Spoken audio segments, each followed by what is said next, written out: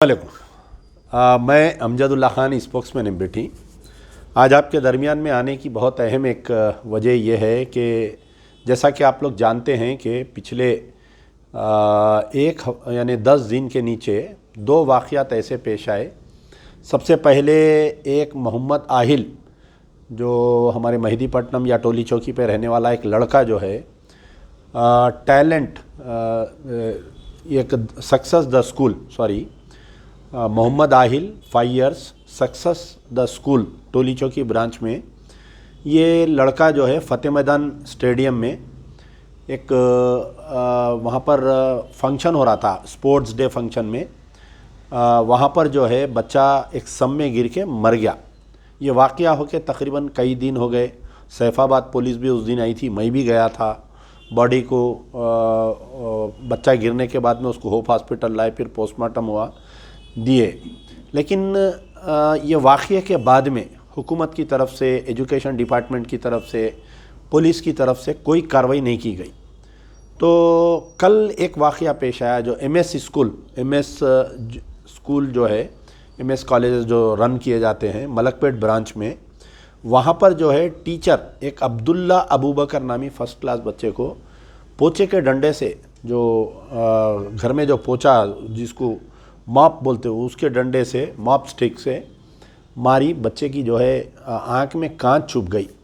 तो कल मैं डबिलपुरा पुलिस स्टेशन गया था और वहाँ पर जो है बच्चे के कुछ रिश्तेदारों को जैसा आप मानते एक रगलमाल बना के रख लेते, देखिए पकड़ लेके रख लेते, वैसा कुछ हमारे मजलिस इत्तेहादुल मुस्लिमीन के कारकुन उनको ना तो मेरे से मिलने दे रहे थे, ना मेरे से बात करने दे रहे थे। एक साइड में लेके उनको पकड़ लेके ठहरे हुए थे। तो कल आप देखे होंगे कि मैं जाने के बाद में शाम में 6 बजे जो है अहमद बलाला भी हॉस्पिटल आपके डबिलपुरा पुलिस स्टेशन को आए और उनके चाचा जो है बेचारे बयान में अहमद बलाला का शुक्रिया अदा कर रहे हैं।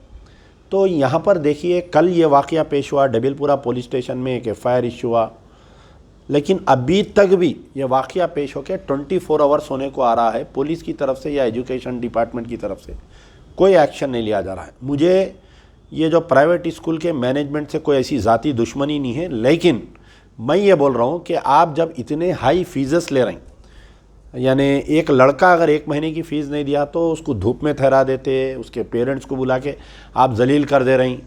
आप अपनी ज़ाती publicity, management of private schools की ज़ाती पब्लिसिटी में उम्रे को भेज रहे हैं टीचरों को, हज को भेज रहे हैं टीचरों को, आप लकी ड्रा करके जो है रमज़ान का पैकेज बोल के दे रही, यानी अपने बिज़नेस को डेवलप करने के लिए हर वो कोशिश कर रहे हैं आप। लेकिन आप कोई भी स्कूल में जाइए, प्राइवेट स्कूल्स जो है मुर्गियों के खुड़ाड़े बने हुए हैं आज की तारीख़ में। कचरा कुंडी से बदतर हालत है। ना कहीं कोई प्लेग्राउंड है कोई स्कूल का, ना कोई फायर का वो है, ना कहीं सही CCTV कैमरा है। तो आपको याद मैं ये दिलाना चाह रहा हूँ कि कुछ दिन पहले अजान स्कूल का एक वाक़या पेश आया था। वो केस में भी जो है कुछ सियासी जमात के लोग मिलके उसको दबा दिए केस को। ये केस का भी जो सक्सेस स्कूल का हुआ, आज मुझे ये मालूम हुआ है कि उसके पेरेंट्स को डरा धमका के बच्चा, जो मरहूम बच्चा है मोहम्मद आहिल के, उसमें भी जो है एक MLA साहब बहुत बढ़ चढ़ कर हिस्सा ले रहे हैं और वो केस को भी दबा देंगे। सेम एज़ इट इज़ जो है ये केस को भी जो MS स्कूल का है, यहाँ के मुकामी MLA तो आए, बड़े बड़े बातें करे, लेकिन आज 24 घंटे हो गया, अभी तक कोई गिरफ्तारी नहीं हुई, कोई वो नहीं हुआ। तो जैसा कि पिछले 9 साल में जो भी वाक़यात पेश आते थे प्राइवेट स्कूल्स की तरफ से, तो हमारे KTR साहब जो है कोई एक्शन नहीं लेते थे, सविता इंदिरा रेड्डी मैडम कोई एक्शन नहीं लेते थे। कहीं ना कहीं MIM का भी इसमें इन्वॉल्वमेंट रहता था इनको बचाने के लिए। और बड़े हैरत और शर्म की बात है कि कुछ ऐसे हमारे फेसबुक के पेजेस है जो अपने आप को सो कॉल्ड जर्नलिस्ट बोलते, कुछ यूट्यूबर्स है, ये स्कूल्स का प्रमोशन करते हैं लोग। ये स्कूल्स का इतना ज़्यादा प्रमोशन करते हैं कि उन्होंने 200 बच्चों को हाफिज़ बना रहे हैं, उन्होंने 50 बच्चों को खून दिला रहे हैं, उन्होंने वैसा कर रहे हैं।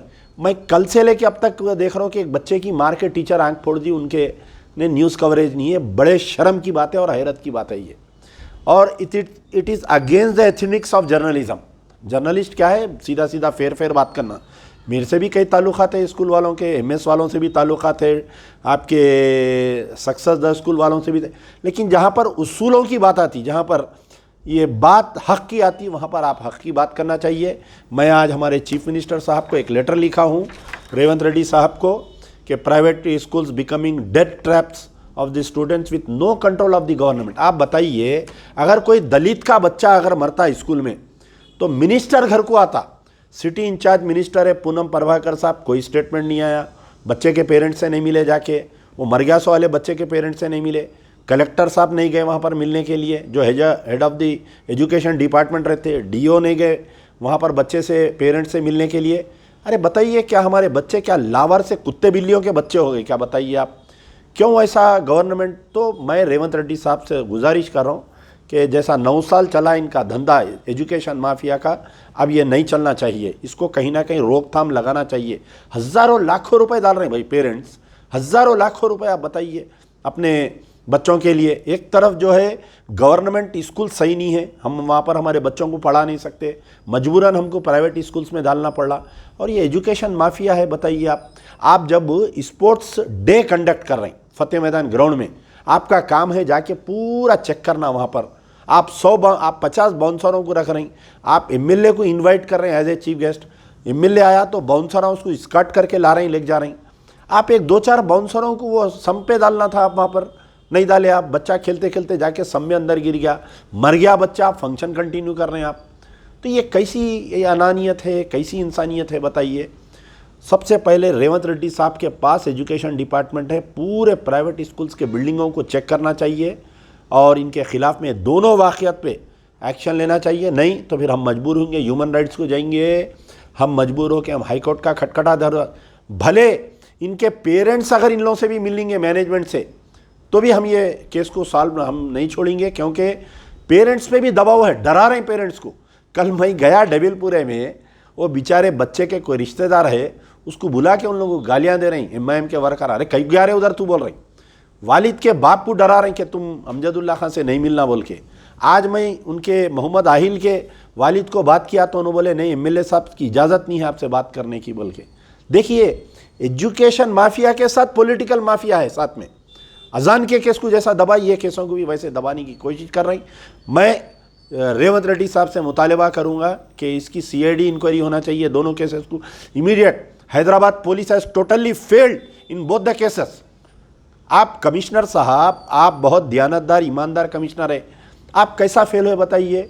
एक एमएलए, एक्स एमएलए का बेटा सीएम के घर के सामने एक्सीडेंट करा उन्हें, और एमएलए के बेटे को केस में नहीं बुक करके ड्राइवर को केस में बुक करे, तो कॉन्स्पिरेंसी बोल के पूरे नाके का तबादला हो गया, पंजागुट्टे का सर्कल से लेके होमगार्ड तक ट्रांसफर कर दिए। सैफाबाद इंस्पेक्टर अभी तक एक्शन क्यों नहीं लिया? Why no action has been taken against the Saifabad? बताइए आप इंस्पेक्टर, हमारे कमिश्नर साहब, अगर आप दयानतदार हैं तो आप कल सैफाबाद इंस्पेक्टर को नोटिस इश्यू करिए आप कि बच्चा मर के 15 दिन हुआ तो अभी तक क्यों गिरफ्तार नहीं करा बोल के, क्यों एक्शन नहीं लिया बोल के। सैफाबाद इंस्पेक्टर को, सैफाबाद एसीपी को report to the DGP office बोल के भेजा दीजिए, हकाल दीजिए आप। डबीरपुरे पे वाकया पेश आया, 24 घंटे हो गया, अभी तक कोई पुलिस एक्शन नहीं ली। डबीरपुरा इंस्पेक्टर नहीं है, उनका ट्रांसफ़र हो गया, हुएवर इज़ द इंचार्ज, और एसीपी मीरचौक का काम है जाके इंस्पेक्शन करना, वाकया कैसा हुआ उसका स्टेटमेंट लेना, अभी तक कुछ नहीं हुआ। लाखों रुपए देके हम पढ़ा रहे हैं भाई, उनके रहमो करम पे नहीं है, कुत्ते बिल्लियों के बच्चे नहीं है हमारे। बताइए आप, गाड़ी के नीचे कुत्ता आके मरा तो अफसोस करते हम, लेकिन हमारे बच्चों को मार दे रहे हैं, आँखें फोड़ दे रहे हैं लेके जाके। ये एजुकेशन माफिया के खिलाफ में सख्त से सख्त एक्शन लेना चाहिए। Commissioner of police, district collector Hyderabad Poonam Prabhakar, city incharge minister और चीफ मिनिस्टर रेवंत रेड्डी साहब से मेरी गुजारिश है कि 1 या 2 स्कूल नहीं, पूरे स्कूल्स का मायना होना चाहिए। और सबसे बड़ी चीज़ है, हमारे पास तेलंगाना में फीस रेगुलेटरी बोर्ड नहीं है। कौन से स्कूल में कितनी फीस होना, मन मानी फीस लगा रही। दूसरे स्टेट्स में आप जाके दिल्ली में देखिए, आप जाके कर्नाटका में देखिए, there is a fee regulatory board. कौन से स्कूल में कितनी फीस रखना है, ये बोर्ड कंट्रोल करता है इसको, ये बोर्ड कंट्रोल करना चाहिए। आप देखिए, कल तक ये लोग आंग में पहनने को सही कपड़े नहीं थे, जाती गाड़ी नहीं थी, आज एक एक आदमी जो है 50-50, 100-100 करोड़ का मालिक हो गया स्कूल डाल के। एजुकेशन माफिया को कंट्रोल करना चाहिए। मोहम्मद आहिल की मौता की सीआईडी इंक्वायरी होना चाहिए, और जो अबू बकर की आंख फूटी है इसके ऊपर भी इंक्वायरी होना चाहिए। यार जिंदा सोबत बाकी।